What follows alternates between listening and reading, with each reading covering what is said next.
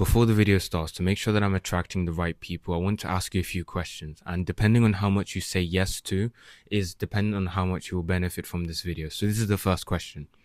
1. Are you just about to finish university, or are you just starting university in your first year? 2. Are you in a gap year, or are you considering about going to university or unsure about your options? 3. You're in maybe year 12, year 13, and you're considering university as an option. If you've answered yes to 3 of those questions, or even 2 or even 1, then this video is going to be for you, because you've probably thought about, okay, I want to go to university, but I don't want to take the riba-based loan. Or I want to do something in my gap year. However, I'm not sure how to finish it off, what to do afterwards, because maybe I want to start a business, or I want to seek knowledge, but I'm not really sure what I'm going to do after I seek knowledge, how I will get a rizq. All of these questions, right? And I just want you to really think and ponder here. I have this one thing that I want to share with you, and it is called a degree apprenticeship. Now, if you don't know what this is, it's basically where you go and you study, and then you also get a qualification at the end of it, which is your degree, but then you also work at the same time. So you would work maybe, well, in the UK, 4 days a week, and then you would have one day, which is your study day. You can choose any day within the week where you will not work, but you will study on that day. So that day you do what you want, basically. Now, why am I sharing this with you? Well, let me give you a bit of context. I was in year 12, and I remember thinking to myself, I want to become a doctor. And I remember I was hitting up my boy Hassan, who will be, in the video here. And I was really confused because I wanted to do something. I wanted to benefit myself in the dunya, but also benefit myself in the akhirah.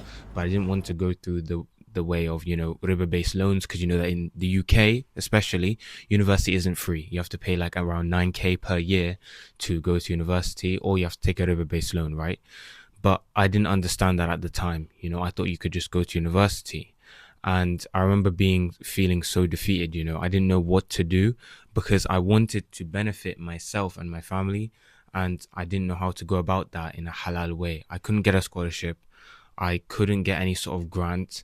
And seeing how I could work my way through it, and then also try and use the money that I'm getting from work to pay for the loan, it was just impossible. So I considered like a gap year, and then taking time off, maybe starting a business. But I wanted to get knowledge. Obviously, I wanted to seek knowledge, and that's what I'm trying to do right now. But I also wanted to get some worldly education, because there's nothing in Islam that says you can't get worldly education. For example, our mother Aisha radiallahu anha, people don't actually know that she was actually very good with medicine, right? There's also lots of scholars in the past, a lot of the ulama that have been having professions other than seeking Islamic knowledge. And why not become the believer, or, well, the Muslim that can do both? So I was having these thoughts, I was thinking, what can I do? Allah is the Ar-Razaq. How can I get to a position where I can get knowledge in my worldly life and also earn money? And then at the end of that, inshallah, hopefully once I become grounded in this science, seek knowledge for real, like dedicate more of my life to seeking knowledge and teaching my family, inshallah. And that's where I found degree apprenticeships. Now I'll explain them in more detail. Basically what I'm doing is that I'm working, and as I mentioned before, it's around 4 days a week, and then you have one day where you study on that day, and you don't have to work on that day, but you're still paid for that day. And how I do it is I work from Monday to Thursday, and then on Friday I go to Jumu'ah and I continue my studies there. However, this model is usually 4 years in the UK, and it's quite a new thing, which it might be your first time hearing about it. And I remember, subhanallah, like in December of 2024, I was looking at my options and I came across a degree apprenticeship, and it was probably one of the hardest things I've ever applied for. There's a big application stage that you have to go through, which I'll get into soon, inshallah. However, after you actually get the role, you spend 4 years obviously working and also studying for your university course. And then after those 4 years, the company can usually give you a job within it. A few companies that come to mind are KPMG. I think one's called KPMG. Another one is Rolls-Royce. There's also JP Morgan, which is quite popular. If we're talking about more on the pharmaceutical side, we have AstraZeneca, GSK, a lot of these big companies that are hiring. So what would you have to do? What would your mindset be if you want to venture on this path? And let's say you want to work there for 4 years in these companies, and then also try and get work experience there, earn some rizq, which is halal, which doesn't have any interest in it, and then afterwards do what you want, I guess. If you want to seek knowledge, seek knowledge. If you want to, I don't know, build a business, build a business. But if you really want that, I guess, knowledge aspect, the Islamic knowledge side of it, this could be a good avenue for you if you are interested. Now, those that I mentioned to you are UK based. However, now I'll get into kind of what I guess I'm doing in my personal life, and then explain to you how you can also get into this degree apprenticeship if you are interested, and how it can help you, inshallah, in your future and in your plans, inshallah, bi'ithnillah. So the first thing that I want to mention in my story is that Allah is the Ar-Razaq. And I remember thinking to myself in the start of year 13, like, I don't know what to do because all my friends are going to university. They're going to do so many different things, and there's me being stuck. I don't know what I'm going to do. And so I really made a lot of dua, and that's the most important thing, because Allah is the Ar-Razaq. This actually career path that I've mentioned to you might not be for you. And by making dua to Allah that He is the Ar-Razaq, that will help you in your choices that you make, because when you're in year 12, well, in year 13, or you're in your final year before going to university, that is the time where you have to make that choice of, what am I going to do? What path am I going to take? And if you make dua and you make istikhara, those two, well, you're making dua while doing istikhara, right? But if you do those two things, that should help you a lot in the beginning, because no matter what you do, no matter how much might you think you have, it's not from you, it's from Allah subhanahu wa ta'ala. And so that's the first part, and that's what I did. I made lots of dua, and then in December I found out that one of the companies that I was interested in is hiring. Now, let me explain to you the hiring process. Basically, in the beginning, usually they will just ask you to submit your CV. And I could get into the details of that in this video. However, I kind of don't want to, because it will take a lot of time. But basically, you have to submit your CV, and that's what I did. I remember thinking, subhanAllah, like, it's really competitive, because imagine you're getting paid to literally study and work at the same time. And with that money, if you wanted to, you could go and do Umrah if you save up, or you could go and do, obviously if Allah calls you to His house, or you could go and, I don't know, spend that money on different things that you want, right? And especially with the fact that at the end of it, if Allah wills, you could get a job in that same company. So there's a lot of, you could say, job security there. However, this is still not the point of the video. Anyway, going back to the main topic.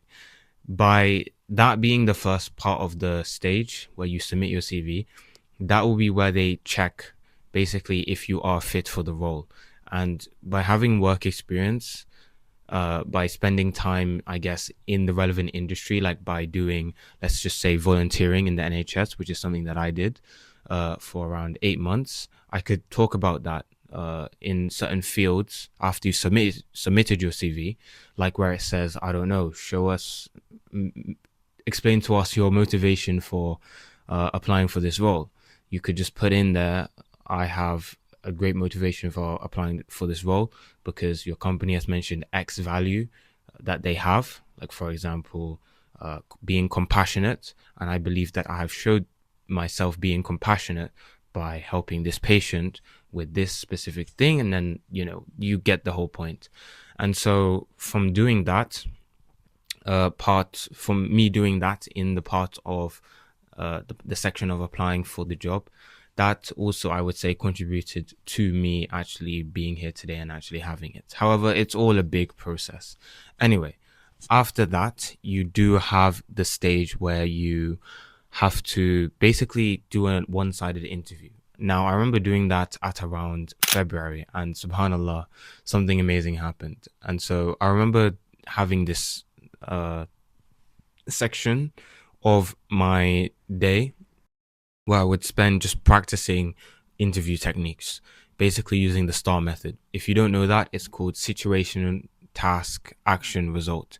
And basically, when an interviewer asks you a question, you have to respond with either well, you have to respond with all of these qualities. You have to mention what situation you were in, the task at hand that you had to solve, and then the action that you had to do in order to solve that task, and then the result that happened, right?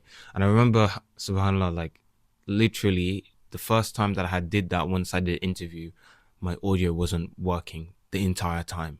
And I remember literally fumbling the the one-sided interview. I was so nervous. I was stumbling over my words so many times, and that really made me, I could say, not comfortable with interviews after that process. And I remember spending so much time, like I was like making dua so much, especially in Ramadan, like begging Allah. And I remember just me doing so bad in that one-sided interview made me think it's over. But subhanallah, they came back to me after 2 months or 1 month, I think after 1 month, and they said, your audio wasn't working in the one-sided interview, so let's give you another chance. I remember being like, subhanallah, this is amazing. And so I did it again, and alhamdulillah, I got on to the next stage. Now, there was another stage. I think it may have been before this, but it could have been after. It depends on the company, right? But sometimes companies will put in the next stage where a section where you have to do a assessment, right? And the assessment is based on different numerical values that they give you, different passages that you have to read, different, let's just say, tasks that you have to do in a workplace setting, like for example rearrange a meeting, or if the X person is free on this day and Y person is busy on that day, what time will be the best time for you to have a meeting with X and Y person, things like that. I remember doing them, and obviously they were, a lot of them is just common sense. But after that, you have the assessment center, and that's the big, let's just say, interview slash test where it all comes together. And I remember doing that in March. Actually, it was during Ramadan, so I was fasting while in the interview, right? But I'd say it's probably the hardest part of this entire thing. But obviously, it's not impossible without dua, right? But how it works is that you have a lot of people, you have a panel basically of interviewers, and during your assessment day, there will be interviewers from, let's just say, 9 up until, let's say, 1. Okay, from 9 till 1, let's say you have interviews, and these interviews won't be all together. They will be in blocks. So you'll have an interview for 1 hour, a break for 15 minutes, an interview for another hour, a break for 15 minutes, and it depends on how the company is. Some companies, they'll give you an assessment center for 6 hours, where you may have 3 interviews, and then you may have some group tasks. Some maybe 3 hours, which was mine, and it depends, right? But usually at the start, they'll get you to meet other people that are also applying for your role that you're applying for. So it is a little bit tense. And then you also might have to speak to other people during the challenges that you have to face together in order to pass the interview. So sometimes you have group tasks. And for me, I didn't really have group tasks, right? It was more of a thing that I had to conquer myself. I had to do certain tasks myself without any help. And it was quite hard. But with Allah, there's always ease in everything. So I just want to end it off with this. This is a video that I had made for people who kind of want to get a university education, but they just don't know how to go about it in the most halal way. And I believe this is kind of like the meta at the moment, because you can kind of do both at the same time. But I would say it's for people who are thinking about that route. If you're hardcore into being an entrepreneur right now, and it's something you want to do right now and it's hyped for you, whatever, you can do it now. But for me personally, it's not something that's on my, you could say, agenda at the moment, to become a big old entrepreneur and then stop what I'm doing at the moment. There's people who have different goals for different times.